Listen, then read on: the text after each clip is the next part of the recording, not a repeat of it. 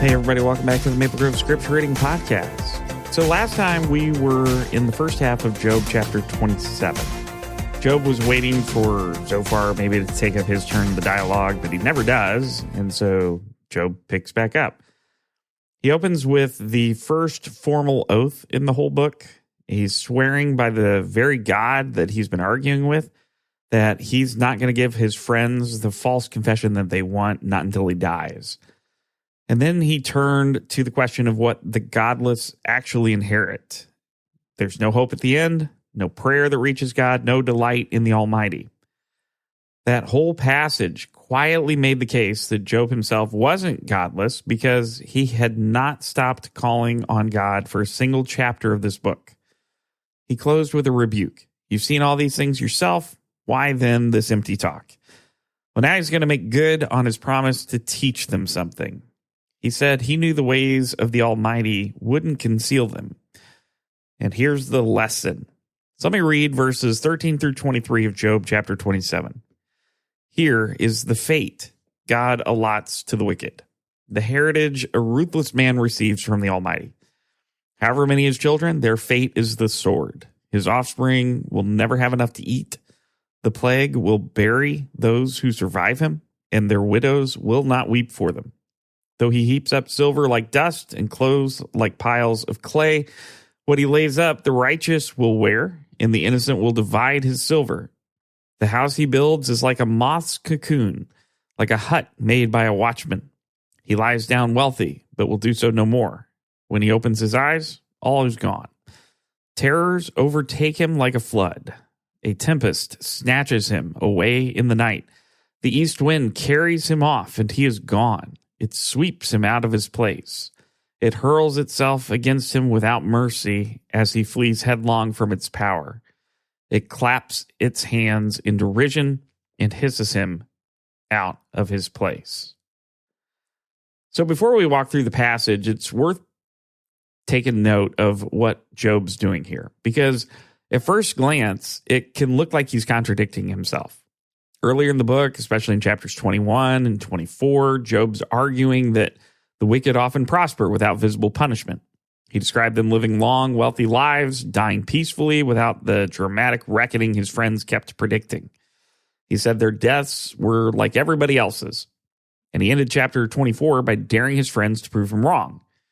Well, now he's here describing exactly the fate his friends have been predicting. Children dying by the sword, wealth going to the righteous, a house that doesn't last, terror in the night, swept away by the east wind.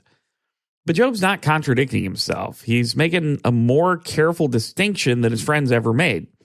His friends said the wicked always suffer visibly in this life immediately in proportion to their crimes, and therefore suffering proves guilt.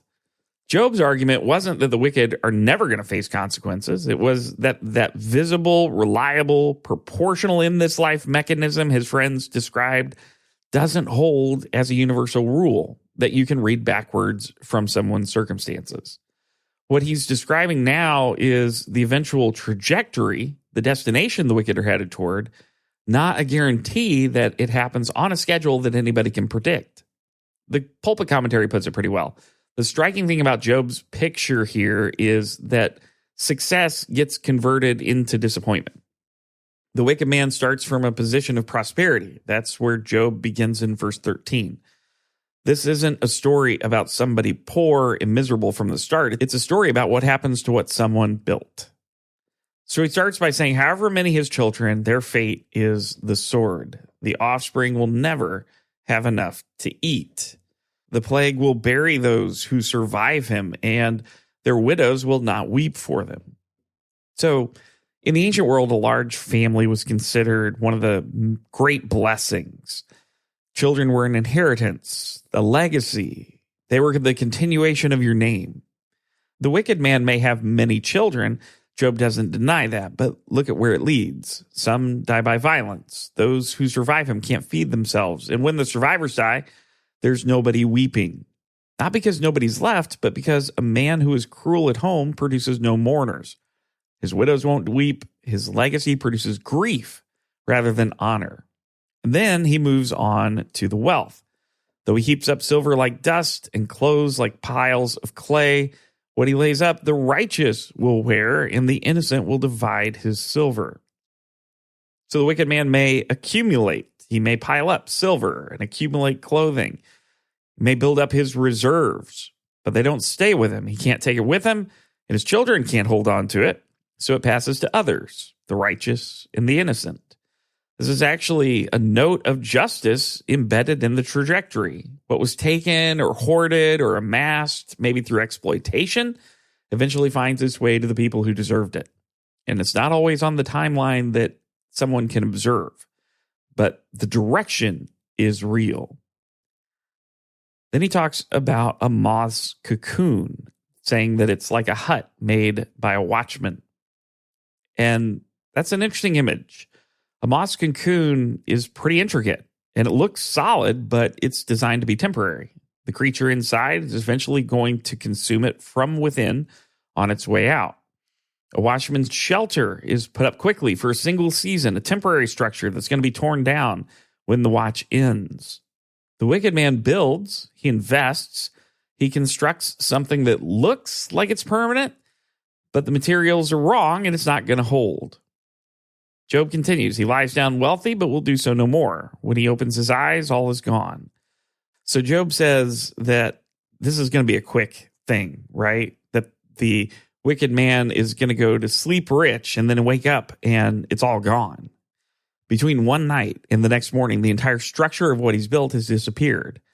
And, we've all seen versions of this, right? Like fortunes that have collapsed, empires that dissolved, institutions that looked unshakable until they weren't. So the wicked man's version is more complete and nothing remains to pass on. Job continues, terrors overtake him like a flood. A tempest snatches him away in the night. The east wind carries him off and he's gone. It sweeps him out of his place. So this is talking about a storm. You got terrors like rising water, not a single blow, but something that's coming from every direction and keeps rising. You got a tempest in the night where there's no warning, no light.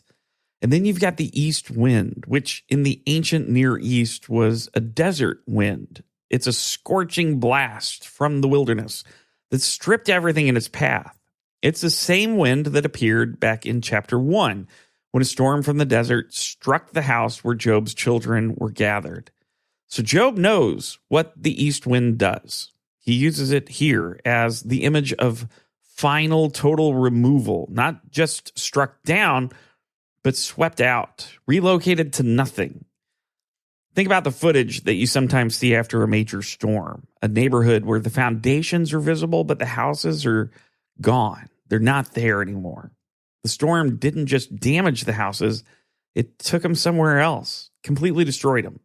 That's the image that Job's reaching for with the east wind. The wicked man isn't diminished. He's gone from his place entirely. He continues, it hurls itself against him without mercy as he flees headlong from its power.